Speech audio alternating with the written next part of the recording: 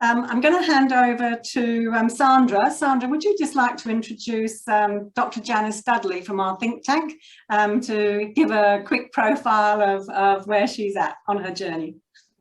I'd love to do that here from Perth. Now, Janice is actually an individual member of Zonta International, and prior to her retirement in 2017, Janice Dudley was an Associate Dean in Learning and Teaching at the School of Business and Governance at Murdoch University here in Perth. But her community work includes membership of the Legal Costs Committee as a community representative from 2008 to the present. Prior to this appointment, she was a community representative on Legal Professional Complaints Committee from November 2001 to 2007.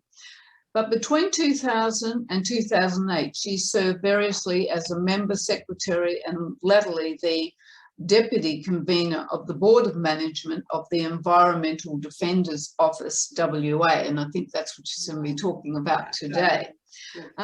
She's also currently the President of Musica Viva Western Australia, and she sits on the Governance Committee of Zonta House Refuge here in Perth. So I know you've got a lot to tell us, Janice, and welcome on to our think tank. Thank you can everybody hear me? Because during Pia's presentation, the whole thing dropped out. So I hope everybody can hear me and see. Yes, you can. Okay, excellent. I don't have a slide presentation for you. You're just going to have to listen to me, I'm afraid. And it's very interesting that how much things have changed since I stopped teaching in the area of environmental politics.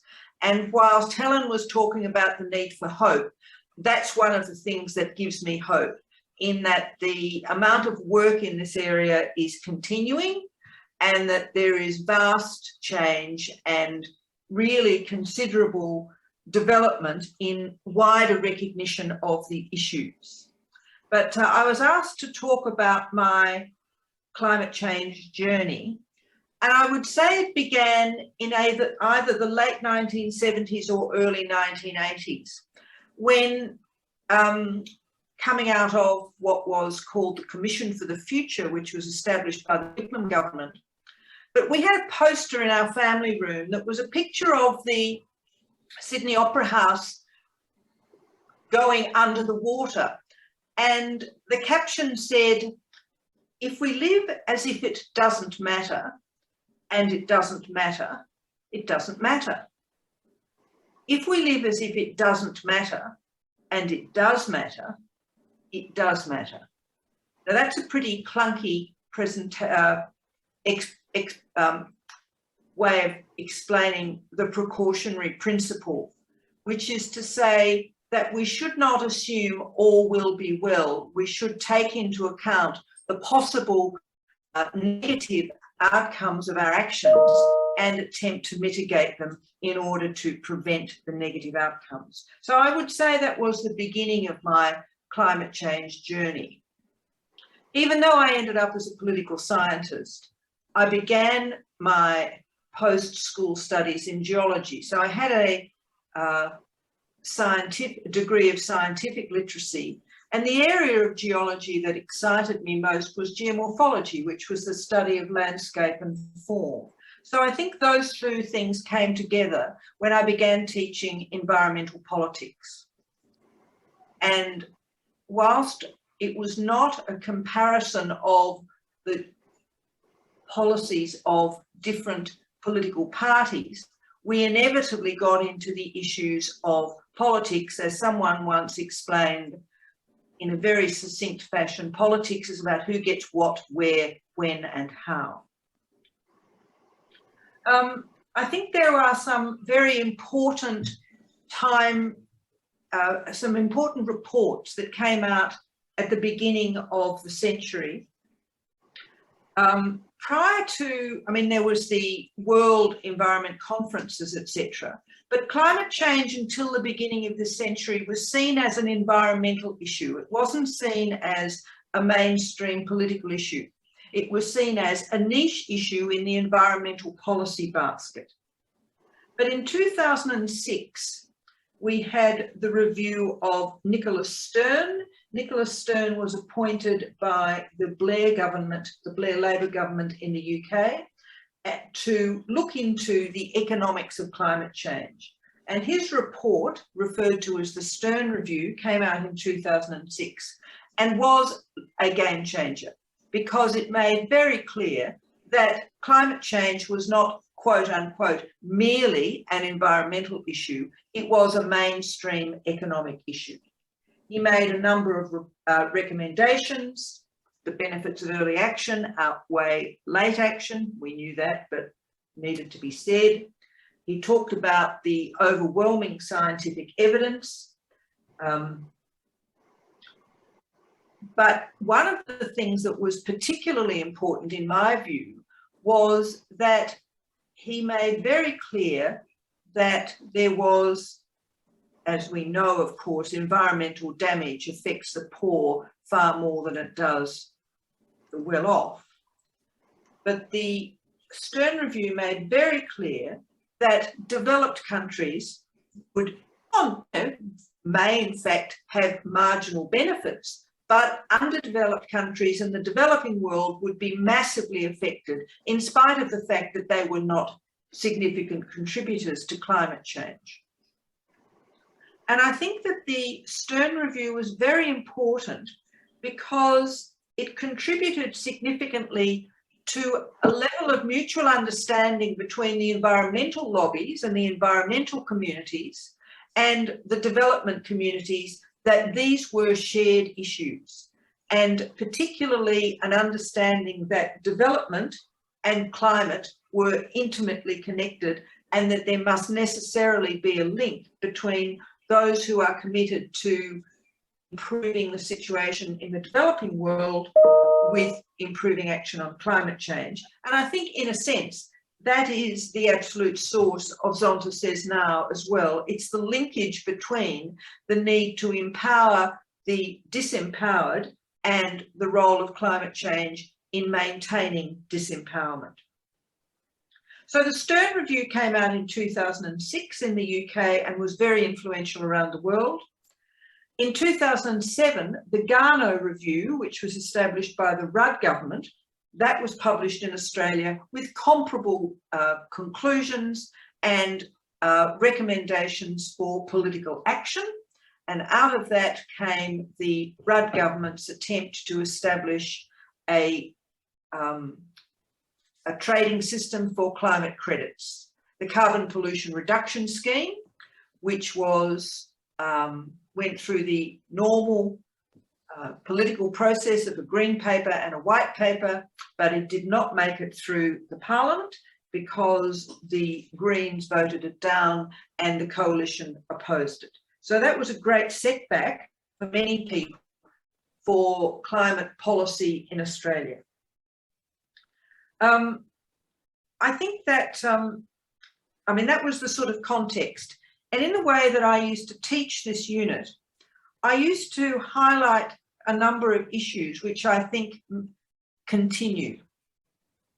The first was intergenerational equity, and that's the level of equity between current and future generations, which of course is the issue that has been so well expressed by those wonderful young people with their school strikes for climate action, and particular the leadership of Greta Thunberg.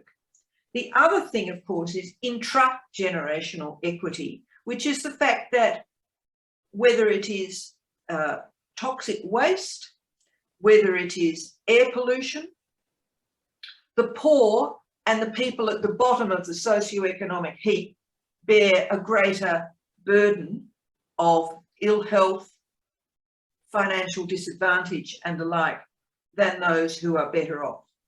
So the issues of intergenerational and intra-generational equity are very important.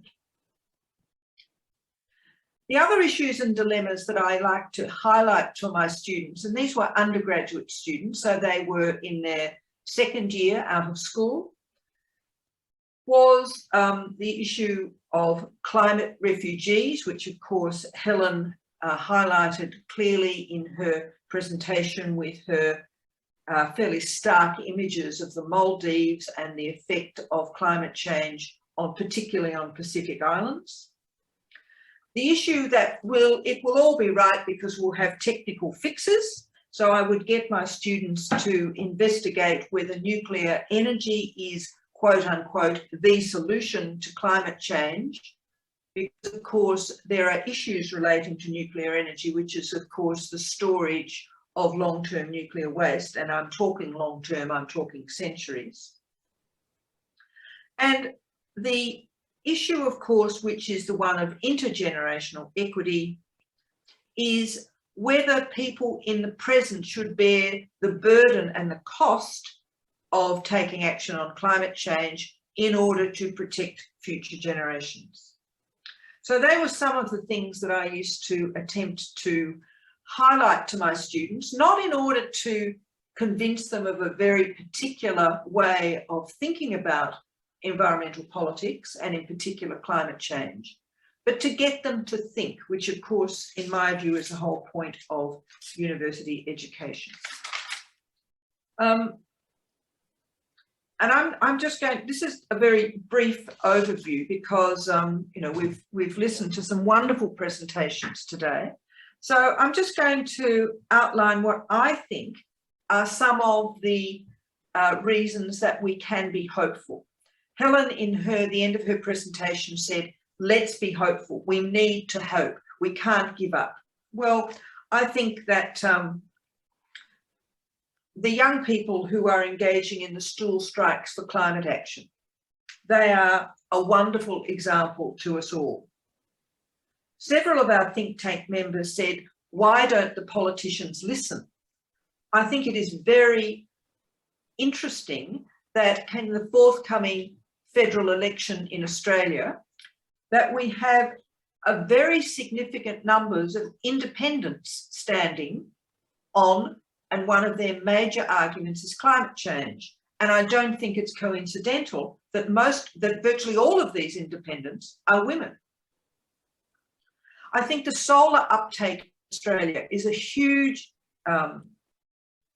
cause for optimism. And recently in South Australia, there have been significant periods of time when the entire electricity demands of the state have been provided by renewables. That would not have been conceivable even 10 years ago. So that's a really great, a great reason for hope. In the last couple of days, there's been significant newspaper articles about the closing of the forthcoming closing of a coal-fired power station in New South Wales that produces 20% of that state's electricity. Most of the debate has been about the fact that there will be jobs that will be lost, and we should never, never underestimate the significance of the way in which our transition to a post-carbon economy will impact upon the livelihoods and professions of many people, and that we as a community and a society have an obligation to enable their transition to alternative forms of employment. Another area that I think is of great reason for hope is that international capital is becoming increasingly wary of investing in fossil fuels. We don't want to have what are called in economic terms stranded assets. International capital is not doing this out of altruism, not doing it out of the goodness of their hearts, not doing it because they think they ought to. This is hard-headed financial management. They know that fossil fuels are on the way out and they are not prepared to invest in what they call stranded or dying assets. And the final one that I will mention is, as a cause for hope, is the rise of the sustainable investment options in Australian superannuation funds. For our international members, our superannuation funds are our retirement funds that people are obliged to contribute to, and the superannuation funds invest those funds and pay people pensions when they retire. And there has been a massive development and expansion in the sustainable investment options, where people choose that their funds will be invested in environmentally friendly options. They also exclude armaments manufacturers, liquor and the like, liquor and gambling and so on. But the evidence appears to be that one of the major drivers of individuals making investment choices in sustainable options is concern about climate and concern about the environment. So I think that there are lots of reasons for hope, and I would very much agree with Helen that we can't give up. The planet is too wonderful to give up on. The planet will survive. Yeah.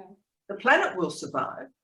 It's whether human societies that we live in will survive in a way that we would wish them to.